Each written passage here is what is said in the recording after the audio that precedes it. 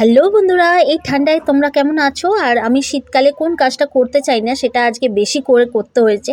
সেটা হচ্ছে আমাদের দূর সম্পর্কে একজন রিলেটিভ আছে, উনি মারা গেছেন। তো আজকে ঘাট, তো ঘাট যেহেতু কখন করছে ওরা বুঝতে পারছি না। তো যাই হোক, আমরা 12টার পরে সমস্ত কাচাকুচি সারলাম, চান করে তারপরে রান্না।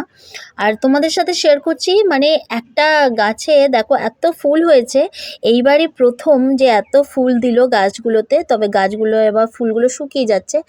সত্যি কথা বলতে কি, শীত এবার যাওয়ার পথে, কিন্তু সুন্দর ফুলগুলো, খুব সুন্দর লাগছে। আর 3তলাতেও দেখো, আমার এই দোতলাতে কেচে যা মেলেছি তাতেও হয়নি, তো সেই জন্য 3তলাটাও দেখাচ্ছি। মশারি, চাদর আর এত কাঁচা, সত্যি কথা আমার শীতকালে একদম ভালো লাগে না, সেটাই আজকে করতে হচ্ছে। তো যাই হোক, রান্নাটা এখন প্রায় বাজে 1:30। এখন রান্না বসাচ্ছি। আমি কিন্তু নিরামিষ রান্না করব, কারণ আমাদের নিয়মভঙ্গের আগে খেতে নেই। তো যাই হোক, ফুলকপির ডালনা করব, নিরামিষ করে ফুলকপির ডালনা করছি। আর ভেজ পকোড়া, এই ভেজ পকোড়ার মধ্যে কিন্তু আমি গাজর, ধনেপাতা আর ফুলকপি, বাঁধাকপি সমস্ত কিছু দিয়েছি।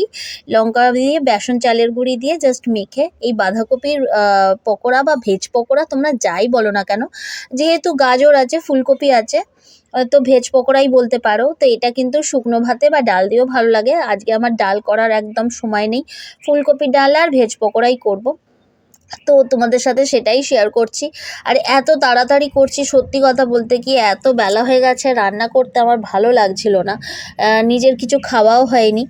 আর আমাদের যেহেতু আগে শুদ্ধ হয়ে নিতে হয়, তারপরে হেঁসেলে ঢুকতে হয়, সেই জন্য আমাদের সব কিছুতেই দেরি হয়ে গেছে। আমার স্নান টান সেরে নিয়ে রান্নায় ঢুকেছি।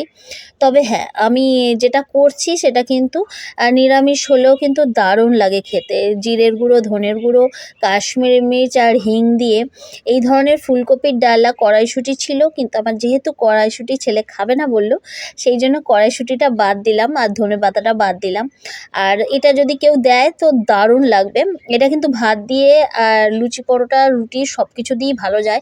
তবে হ্যাঁ, আমি এইবেলা ভাত দিয়ে আর ওবেলা আমি কিন্তু লুচি করব, তো লুচি দিয়েও কিন্তু দারুণ যাবে।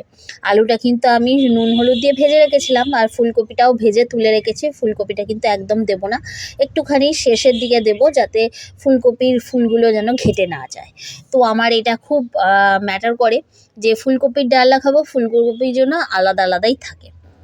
তো কষানো হয়ে গেছে, আমি জল দিয়ে দিলাম। এবার একটুখানি ফুটবে, আলুটা সেদ্ধ হলে আমি ফুলকপিটাও দিয়ে দেবো। আর শেষে একটু গরম মশলা দিয়ে নামিয়ে নিলাম। দেখো, ফুলকপির ডালনা রেডি, আমার ভেজ পকোড়াও রেডি। আর রইল বাকি ভাতটা বসিয়ে দিলাম। তো ভিডিওটা দেখার জন্য অনেক ধন্যবাদ। Tata, bye bye.